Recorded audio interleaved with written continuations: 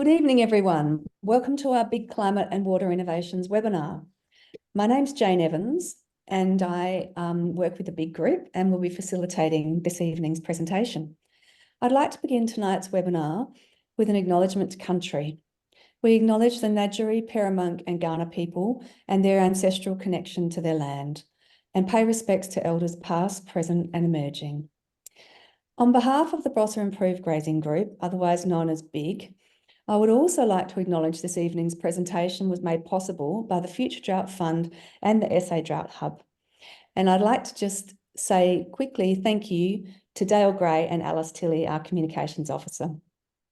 This evening we'll welcome Dale, who will look at the major climate influences unfolding for 2024 and the weather analysis for primary producers and the Barossa region. Following Dale's presentation, we'll share a short film with insight into Barossa's the BIGG's On-Farm Water Innovations Project, Phase 2.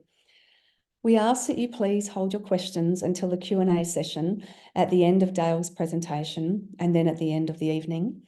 And at that time, please feel free to raise your hand for a question or use the chat box, and we'll address all questions raised. That will be wonderful.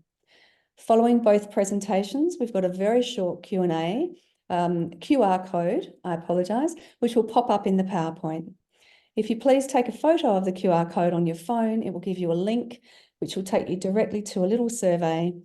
And if you could please complete this form, we'll be very grateful for everyone's feedback. Thank you very much. Yep, thank you, Dale. Beautiful. It's my pleasure to introduce Dale Gray.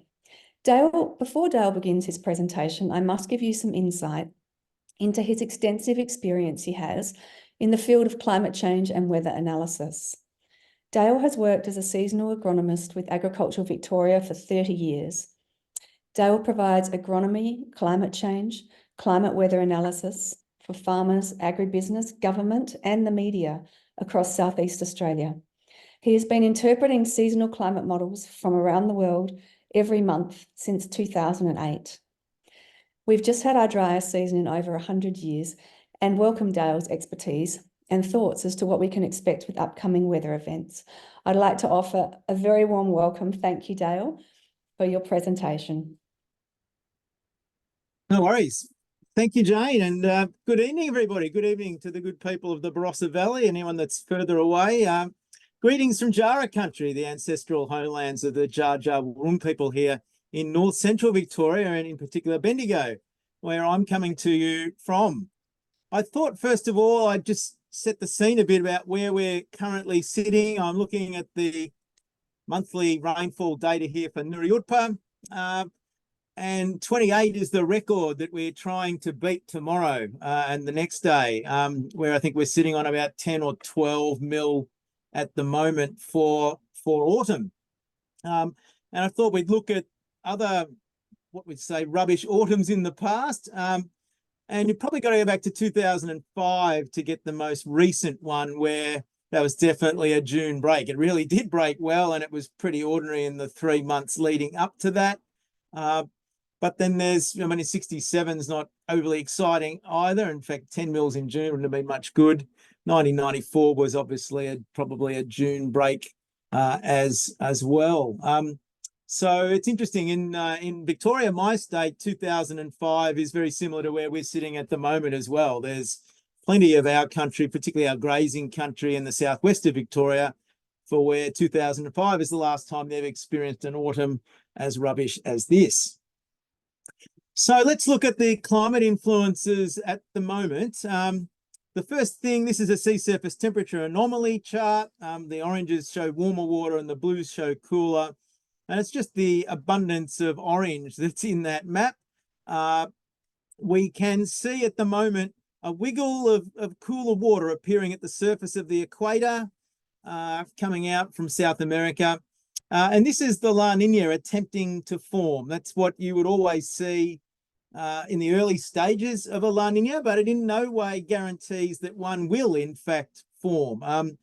We're looking to cool up this box in here. Currently, that's still plus 0.28 degrees. So it's not even minus, it's cooler than the average yet. There's still more warmer water in there. I mean, it's well within the normal range, but there's a fair bit of cooling got to go off in that box yet before anyone's going to be yelling out La Nina has actually formed.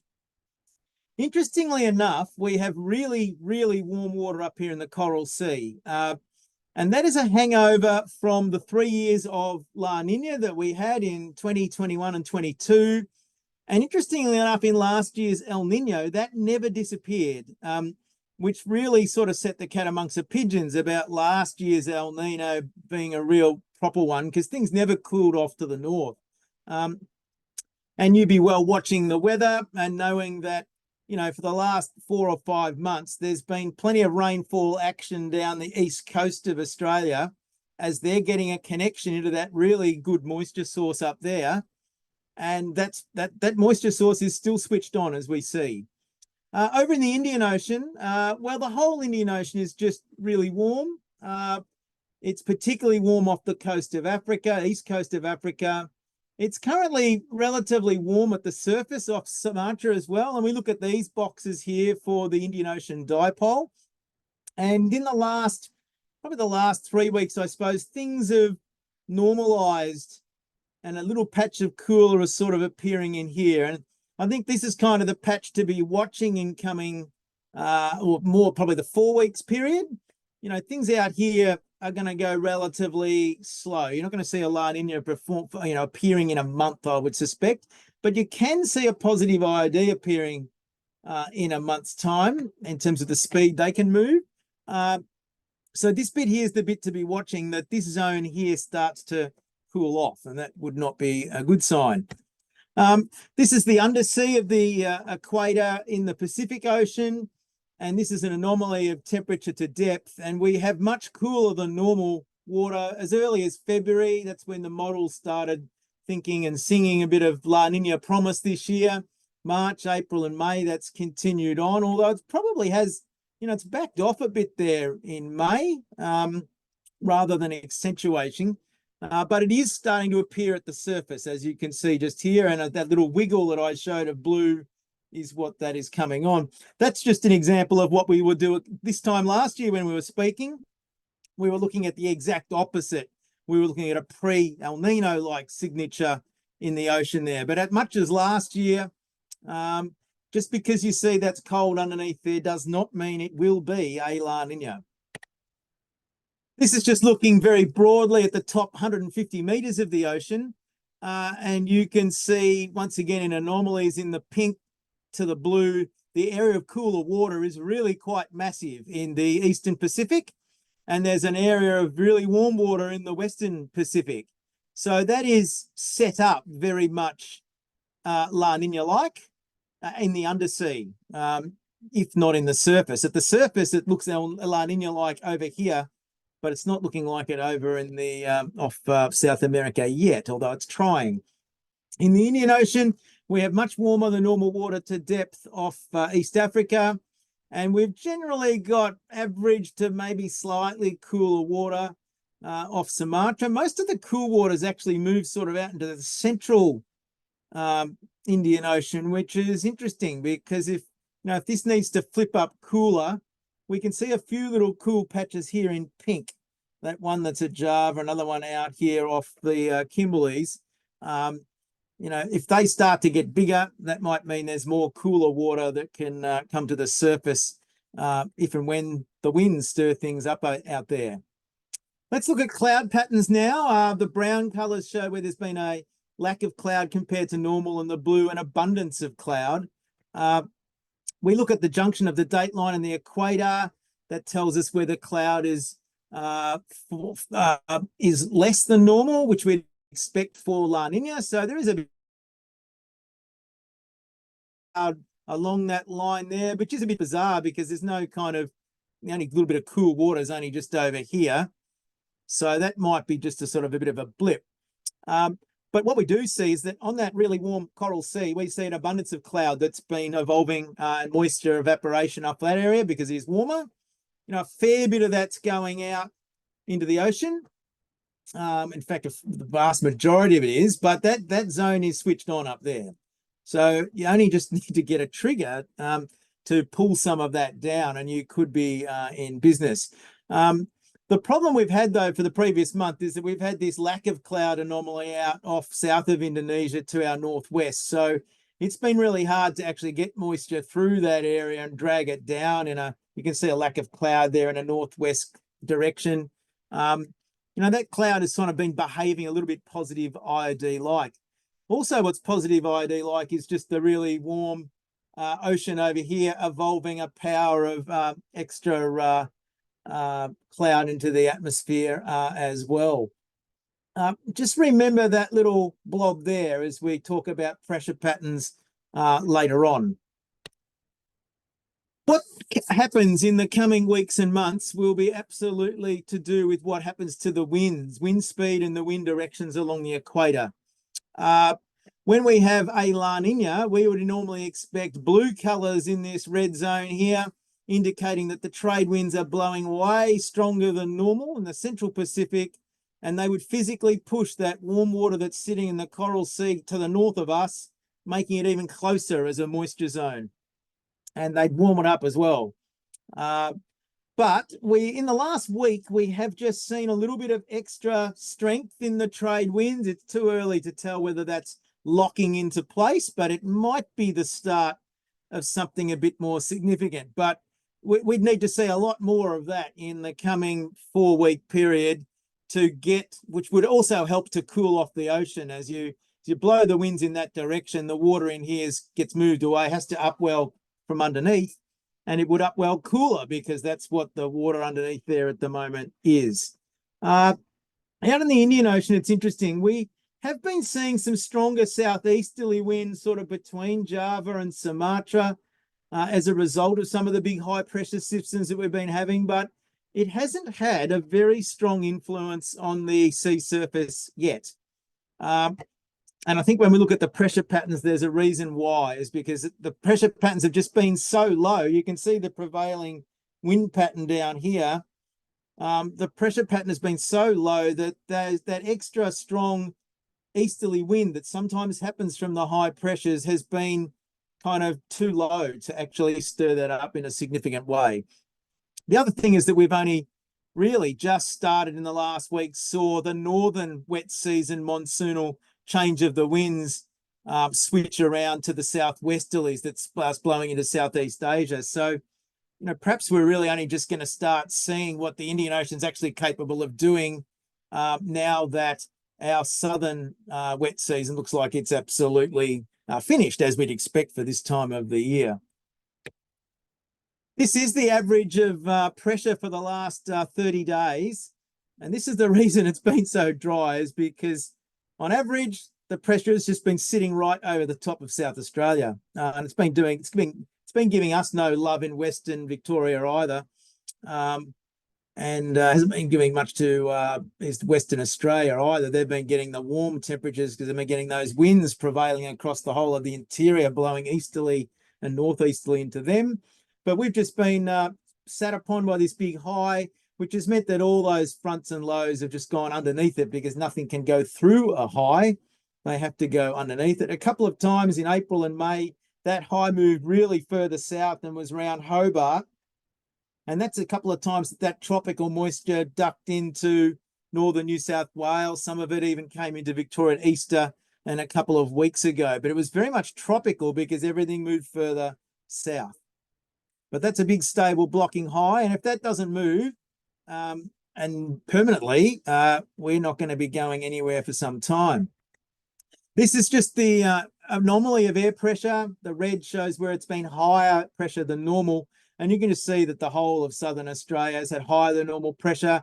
Why is that important? Because that means the high pressure that is there just moves really, really slow. You may not have realised that might be 2 weeks ago now, we had a 1,043 hectopascal high situated down here. That was a record high pressure. And that took almost 10 to 12 days to move from there, just to get from there to sitting over Tasmania. Incredibly slow moving. And then what happened when it finally disappeared? Well, the one coming in behind it wasn't much better. It was also being slow moving, which is the one that we've currently got and is fortunately and hopefully moving away. Remember I said, think about this zone up here.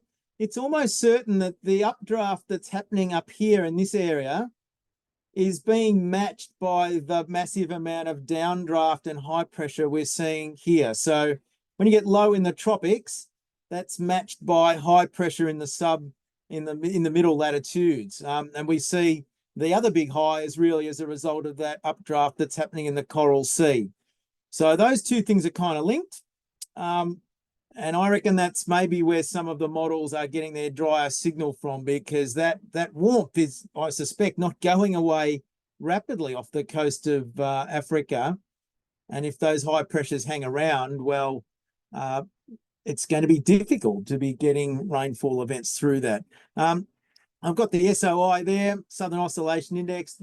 Pressure at Darwin's about normal at the moment. It's a little bit higher south of that, but that's because of the extent of those high pressures and not because the pressure has actually changed in the tropics. The pressure is pretty low in the tropics because it is pretty warm up there. The pressure has just started to increase a bit at Tahiti, and we would expect to see that for La Nina. We would expect to see much higher pressure in this zone and lower pressure at Darwin, but we don't see any sort of real pattern to that yet, which means the pressure patterns are not interested in La Nina yet. But, you know, if the trade winds were to start doing their thing, they might have to be forced to go that direction and do their thing as well. So just in summary of those two oceans, in the Pacific, the sea surface is pretty humdrum for at the moment. It's, you know, just that blue wiggles coming through, but we do have that really warm water off the coast in the Coral Sea, sorry. The ocean to depth wants to be a La Nina. It's the only thing that really sticks out as obvious at the moment. The pressure's not interested. The winds, I've got not interested, but, you know, in the last week, they're showing a little bit of interest.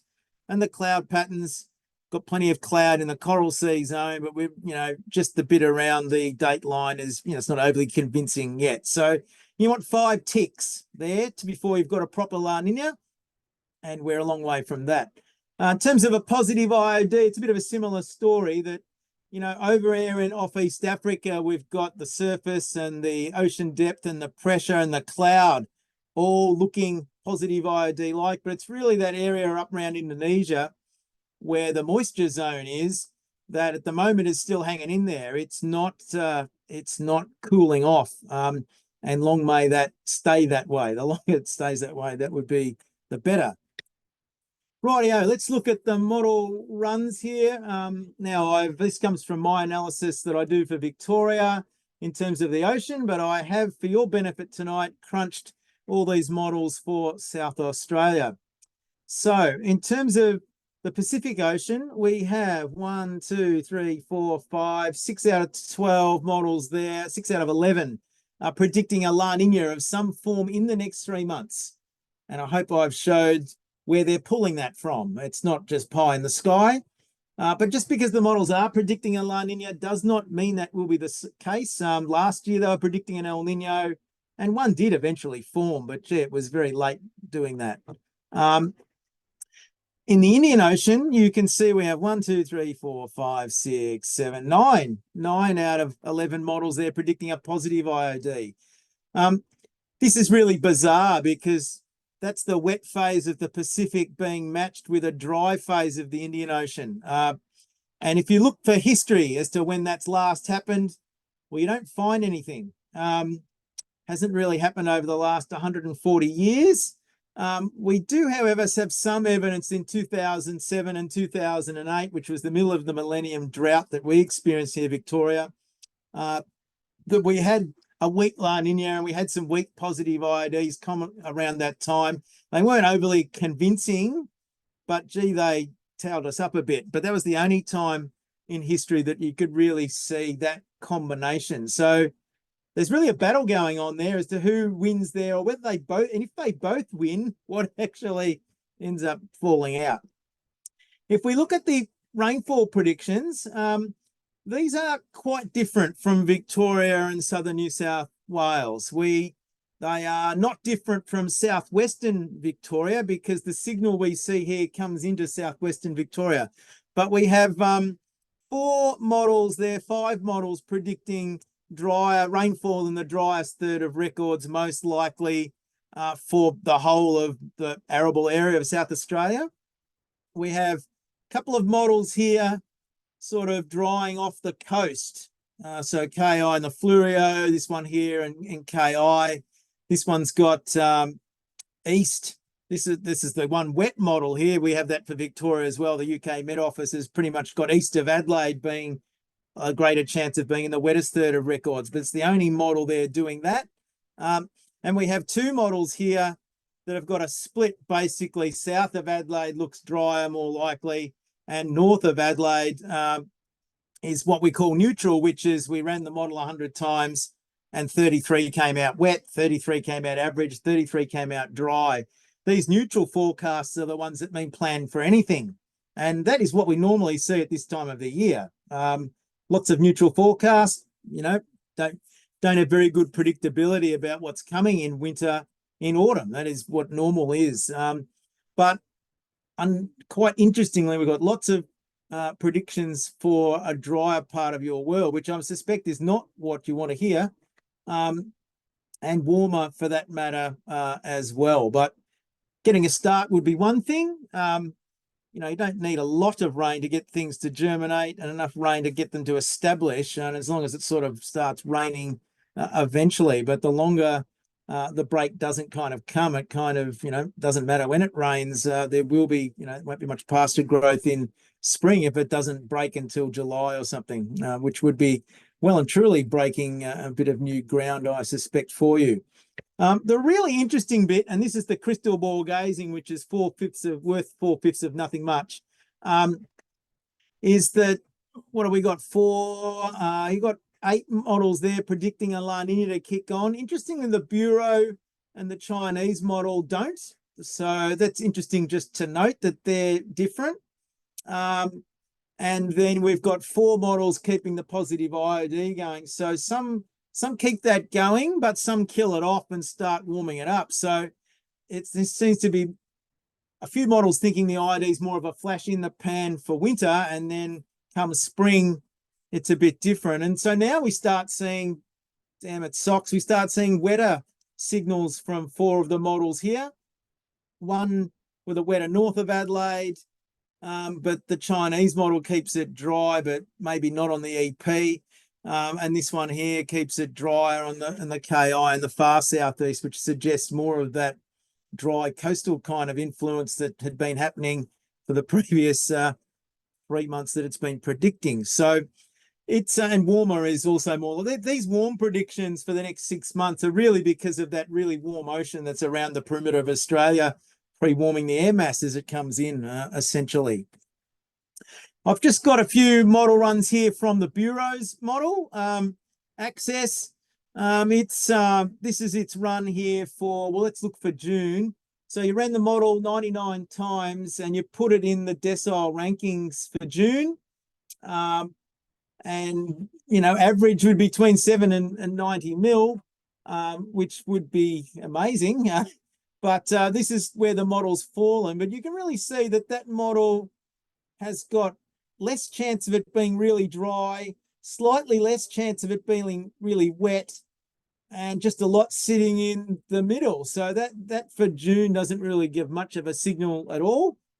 If we look at July, that's almost exactly the same. So the odds of anything historically would fall in a 20% chance of decile 1, 2, or a 20% chance of decile 5, 6. So that's what this line is here. And if you go into the Bureau's website and click anywhere or type in Barossa Valley like I have, you can get these little charts to come up. I like this because this actually tells you what's the chance of average, because this is the only way you can find that out, and look at the spread of the model and look what it is. The frustrating thing for people is that this model will not be wrong. The June answer lies somewhere there. But that model there at the moment and a number of others are just not giving us much guidance for what is going on there. And if we look at for June, July, August as a conglomerate, well, you can see that you're in the slightly drier than the average, which is this 40 to 45. But when you look at the full spread of the model outcomes, it's pretty similar to before. There's not a lot of, there's less chance of really dry, there's less chance of really wet, and there's normal or enhanced chances of something that's a bit drier than the average. But I tell you what, you'd take decile 3 or 4 where you're standing at the moment, that would still be fine, particularly up in the Adelaide Hills. Let's just have a look at what might hopefully happen tomorrow. So I said that pressure has moved away, and so the pressure's been sitting down around Melbourne, the centre. That's a summertime position.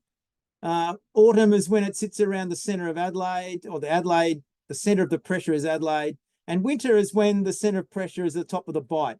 And it's doing that because the tilt of the earth is changing and the high pressure pattern moves up during autumn into winter and it allows the fronts through. But this is the highest position we've seen all of autumn. And unsurprisingly, that pressure moving up is enough to allow something through, and and the game is hopefully going to start for a fair bit of us. This is the water on the land forecast from the Bureau, which is an average of 7 or 8 models. And I really do like that, this model forecast. And at the moment, the Adelaide Hills and the Barossa are sort of in that 15 to 25 range, but everywhere around it is sort of just 10 to 15. Victoria is probably, you'd say, looking a bit better than that. You can see that, a fair bit of that northwest cloud band is just not kind of linking up in time for you, because the high pressure is going to be steering it south before it kind of gets over towards us and allows that link to come in. The question will be, is that a temporary movement or is this permanent? And let's hope it's a permanent movement upward of the pressure ridge. And it is a good sign that the pressure that's sitting off WA at the moment is at the right height still. So that means at least the next pressure is in the right position. So you synoptic chart watchers, start looking for that. Oh, there we go, 10 mils so far at Nuri. And, if 10 to 15 mils tomorrow, you're going to need 18 to get over the record dry there for autumn. So just in summary there, Jane, the future is uncertain, and it normally is at this time of the year, but even more so is just the fact that we've got both wet Pacific Ocean tendency potentially and a dry Indian Ocean as to how that plays out. And the fact that the models well, there's a wet model in there for you, but then they do go wetter later in spring, but they're starting off drier, kind of suggests there's an interesting tussle at play between those two things. There's no evidence for either yet. The La Nina is probably the most advanced, but the positive IOD is the one that could form the quickest if the right wind conditions actually happened up there off Indonesia. The pressure patterns currently suck. At the moment, they're improving, so they need to move on. Hopefully that is the case. And as I said, it's probably that really warm water off the coast of East Africa that's putting that big high in the position that it is. And that the next 3 months have plenty of drier sniffs about them. Not a lot of wetter ones. In fact, not many at all. Quite a few neutral forecasts in terms of plan for anything, but I think the real issue is with a later break, no stored soil moisture, no feed. That if it stayed a bit drier for the next 3 months, and you didn't get a decent rain in the next little while, that's going to make grazing industry really challenging. And I'm sure that's not telling anything you're not seriously contemplating every day at the moment. So that's it for me. Will we take questions now at the end, Alice? Now Dale would be great. Rightio, cool. If you like, that'd be fantastic. So if we could open the floor to anyone that might have some questions, just pop your hand up, raise hand, or use the chat screen, and we'll welcome some questions. So thank you, Dale. I've severely blown my 15-minute time limit. That's okay. It's very important stuff. We're all sitting on tenterhooks listening, hoping that there was good news. But I suppose it's one of those things where it's always a bit of an unknown. But well, forewarned is forearmed, I think, and you wouldn't be making any decisions on the basis of a forecast alone. That'd be really mad. But on the basis of a forecast and the other things you currently have you can measure, I'm sure decisions can be made. Absolutely. I think plan for the worst and hope for the best always goes well with these things. So do we have... We have a couple of questions. Can you see the question No, I answers, can't. Dale? No, they look like they've just come to you, I think, Alice. Okay, yep. So I've got from Peter Mitchell. Hey, Dale, just wondering what your feels are on the chance of frost risk. Well, that's a good question. So, well, coming from my house in Bendigo, we've had 4 good white ones in a row. So this is frosty weather, that high domination stuff. It's just that, well, I don't know whether you've been having any frosts over there yet, but I reckon the positioning of the high on average is such that, you know, you're sitting in the middle where it's perhaps a bit less likely. You're not getting that injection of cold southwesterly air every afternoon like we've kind of been getting a bit more here. But certainly that high domination is like that. I'm not sure, and I'm not sure whether Peter means frost now or frost later in the season. It's I mean, frost during winter I would have thought was relatively normal over your way potentially, but frost at great bud burst or later is probably far too late to be thinking about. But as a general rule, if the season is wetter, frost risk is lower. Warm soil, cloudier, tends to go in your favour for frost, and drier conditions being dominated by higher pressure mean cloudless skies at night and more chance of all that heat re-radiating out to space and getting cold in the morning. Yeah, we had another question that was along the same lines as well, but that's all at this stage. I'm not sure if that's the horticulturalist or the vineyards there or not. It could well be. No more questions, I think. Good. Great. Okay. So if Dale, if you could kindly pop off your screen, thank you. And oh, here I am. We're going to, and I'll just screen share for the next little session. So we'll just pop into quickly a quick little video of the water innovations and how they can relate to potentially helping navigate through with water security in dry times. So yep, and afterwards we can have a few questions if we have any from the audience. Thank you very much.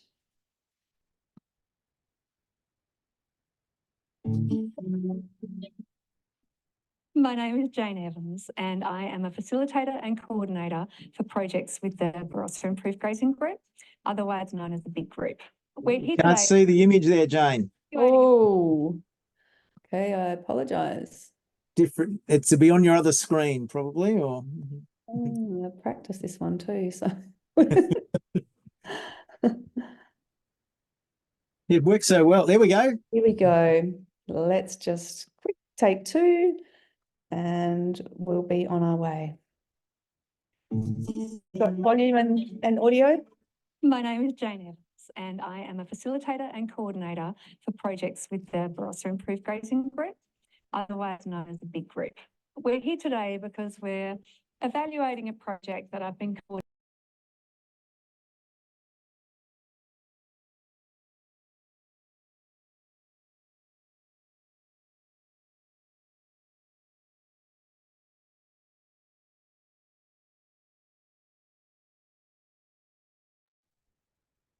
Have we lost the audio?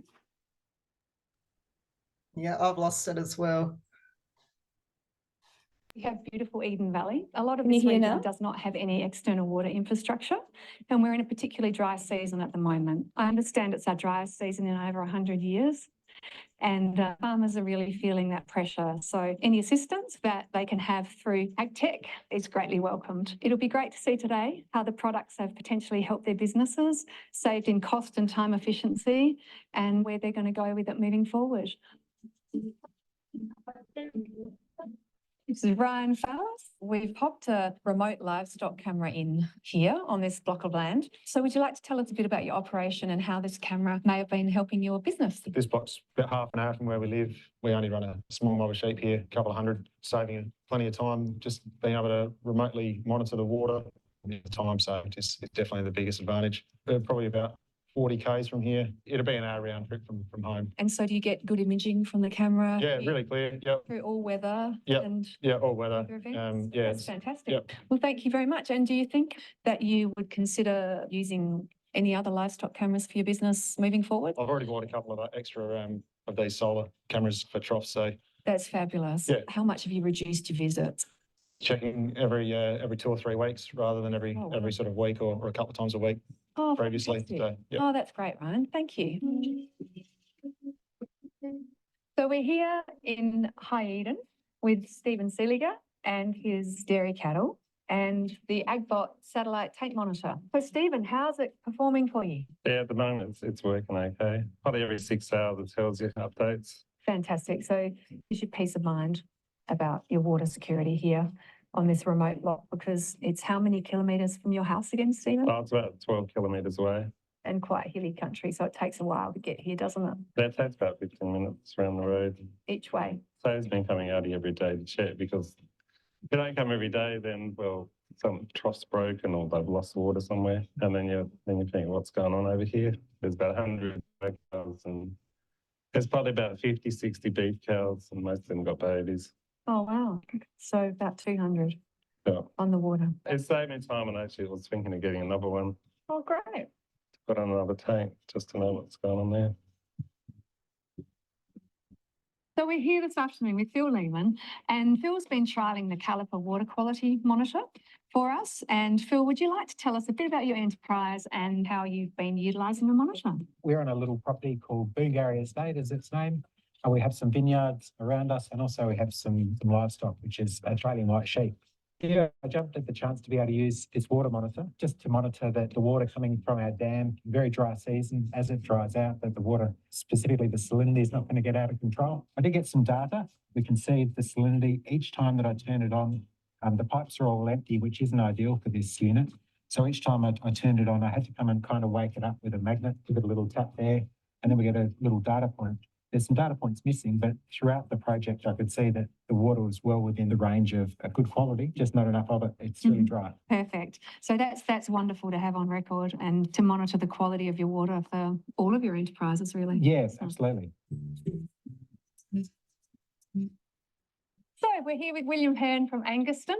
William's been trialling the crop trough TPS 50 model, which is a trough aerator to help with improving the water quality. And would you like to tell us a bit about your enterprise here, William, and how the crop trough has fitted in? Yes, I'm running 1,500 ewes, first cross ewes for lamb production and like containment lots so the grass can get away and they're not walking around the paddock losing condition, and I can target feed. The crop troughs made a huge difference to this particular feed lot as against the other containment lots, because the water stays cleaner for longer. I would only have to clean this crop trough half as much as the other ones. It doesn't seem to foul as much. The sheep like the water. There's no film on the water and there's no algae. That's fabulous. So, thanks, William. So on the whole, out of 10, how would you rate it? 9 out of 10, I'd give it. Wow. I can't give it 10 because you still got to clean it. It operates simply. I've had no trouble with it. It was very, very easy to set up. It's a self-sufficient little unit. Yes, very good.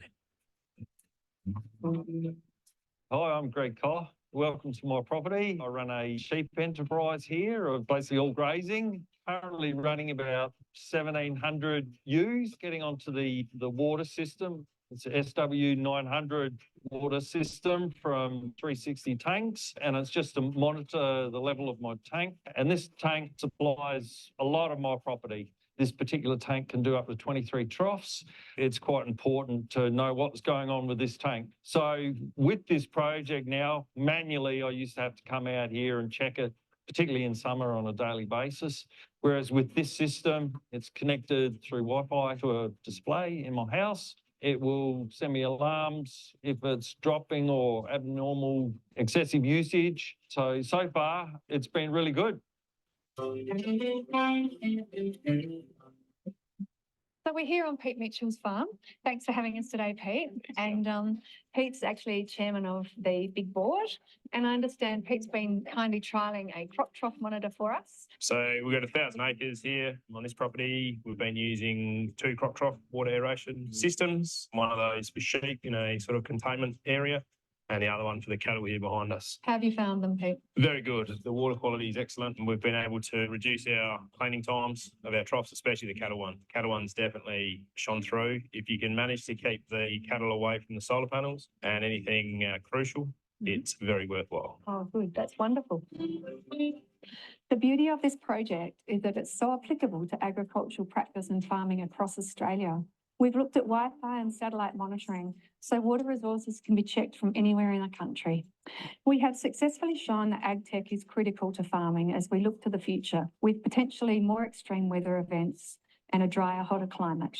Ag tech and water innovations can offer us savings in time management and finances. And the monitoring of water quality for livestock health is a powerful innovation to use as part of our everyday farming businesses as we move forward into the future.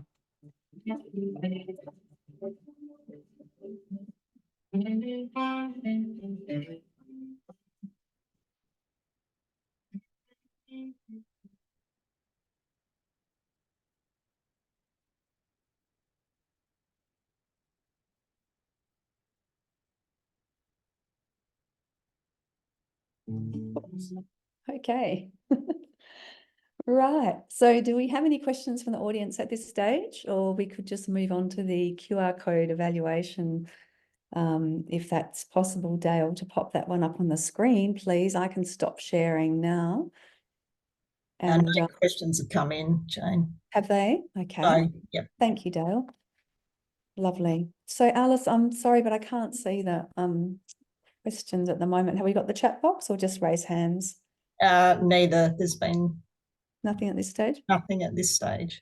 Okay, perfect.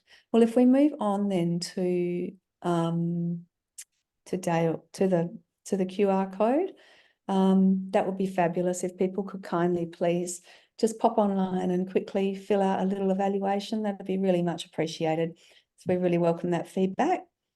And Dale, thank you so much for your expertise tonight and all of your hard work, and for bravely saying that, you know, we're still a little unsure moving forwards, but hopefully we'll have a look forward to a bit of a break tomorrow. It will be great. I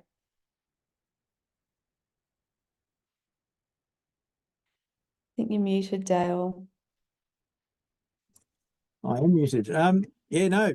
I hope things come through tomorrow, and more importantly, that something comes through in a week's time. That will be more critical, I suspect, to making sure grass gets away. Yeah, fantastic. All right. Well, look, thank you so much, everybody, for your time and for joining us tonight. And yeah, I hope we have an interesting week or two moving ahead, and a nice little bit of rain would be wonderful. Thank you very much. Good evening. Good evening. All the best.